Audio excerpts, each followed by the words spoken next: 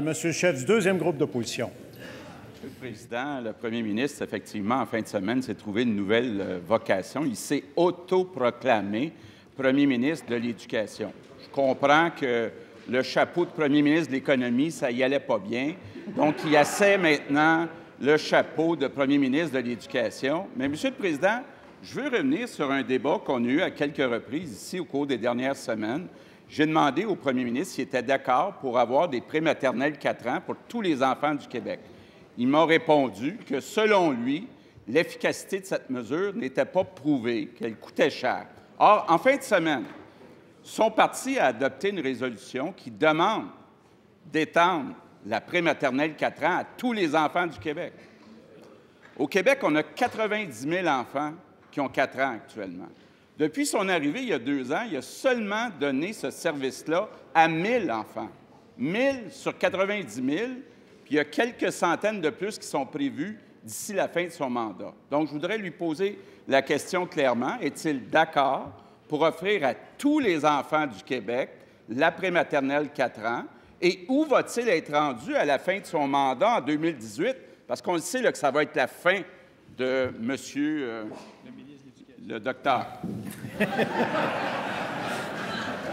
Monsieur le premier ministre. Monsieur...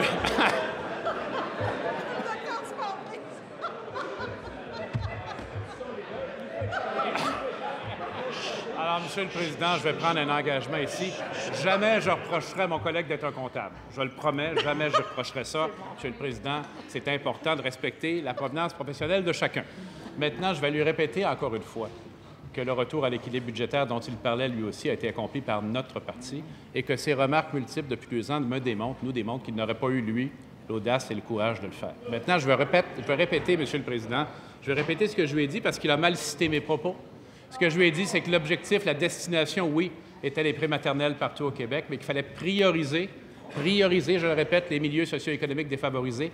Les données scientifiques, les données probantes le montrent amplement. Il y a un très gros décalage de réussite scolaire entre les enfants des milieux socio-économiques défavorisés et ceux qui ont eu la chance de vivre dans un milieu plus favorisé économiquement. C'est donc envers ces enfants qu'il faut faire porter nos premiers efforts, mais la destination est la même. Je lui ai dit qu'on partageait la même destination. Je lui ai dit que c'est une question de priorité. Il faut commencer par accélérer la distribution des prématernelles dans les milieux socio-économiques défavorisés pour l'étendre à tout le Québec, mais se souvenir également que nous avons, nous, également, un système de garde. Un système de garde également à volonté et à vocation éducative. Il faut que les deux fonctionnent très bien ensemble. D'ailleurs, mon collègue va proposer une politique sur la réussite scolaire et éducative, les 2 mots sont importants, dans lesquels ces éléments seront répétés, éclaircis, approfondis, y compris les cibles dont mon collègue parle. C'est important qu'on ait des objectifs, je suis d'accord avec lui, mais on va agir dès cette année.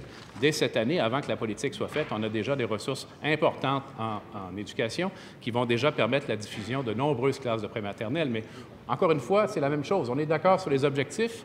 La seule différence entre nous deux, c'est que je lui dis que les données probantes montrent que c'est dans les milieux socio-économiques défavorisés que c'est plus utile. On va commencer par ça. Première complémentaire, Monsieur le chef du deuxième groupe d'opposition. Monsieur le Président, quand on s'autoproclame premier ministre de l'Éducation, on devrait avoir des objectifs ambitieux. On devrait savoir où on s'en va.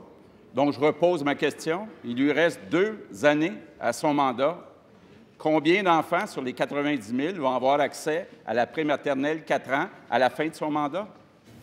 Monsieur le premier ministre. Monsieur le Président, la raison qui m'a amené à faire cette déclaration, que je répète avec beaucoup de fierté, c'est d'abord l'histoire de ma formation politique, la profondeur des débats qui a lieu dans mon parti politique depuis de nombreuses années et particulièrement maintenant sur l'éducation, la réaction de nombreux experts, dont M. Égide Royer, je l'engage à voir la conférence sur le web, il la trouvera facilement, qui a qualifié notre document la résolution cadre, Monsieur le Président, du document le plus progressiste adopté en éducation depuis longtemps et que c'était comme un prolongement ou une nouvelle révolution tranquille en éducation. C'est pas mal, ça. Je pense que si lui avait eu ce genre de reconnaissance-là, il aurait eu la tentation de redire ce que moi j'ai dit. Alors, on va agir dès cette année. Oui, on précisera les objectifs, mais en faisant l'équilibre entre le service de garde, les prématernelles, le moment de diffuser d'abord dans les milieux socio-économiques défavorisés. Mon collègue va faire une politique complète sur la question. Il répondra Deuxième complémentaire, Monsieur le chef du deuxième groupe d'opposition. Monsieur le Président, la CAQ, Égide Royer, le Parti libéral du Québec veulent que tous les enfants au Québec qui ont 4 ans, 90 000, aient accès à une prématernelle 4 ans.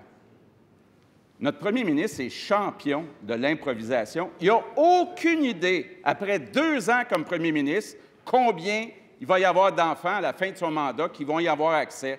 C'est vraiment là, de l'improvisation. Monsieur le premier ministre. Ce qui est de l'improvisation, Monsieur le Président, c'est d'avoir passé 2 ans à nous demander, d'une part, de dépenser plus chaque jour, mais également de baisser les impôts, ce qui nous aurait plongé en déficit et aurait reporté l'atteinte de l'équilibre budgétaire. Il est clair que cette formation politique n'a que les mots en bouche, n'avait pas la volonté et le courage pour rétablir la santé des finances publiques. Ce que nous avons fait, ce qui nous permet maintenant d'investir de façon importante en éducation et surtout prévisible pour les 3 prochaines années. On va agir dès cette année, on va investir dès cette année. Comme il le sait, il y a des dizaines de maternelles de 4 ans qui sont prévues pour l'année en cours, mais il faut faire un exercice de réflexion, là. Qu'est-ce qu'on laisse comme mission aux maternelles de 4 ans? Qu'est-ce qu'on donne comme mission? Qu'est-ce qu'on donne comme mission aux services de garde qui accueillent également les enfants de 4 ans? Est-ce que le dépistage des problèmes peut être fait dans les 2 milieux? Terminant. On est un peu plus profond que lui dans la réflexion, je crois, Monsieur le Président.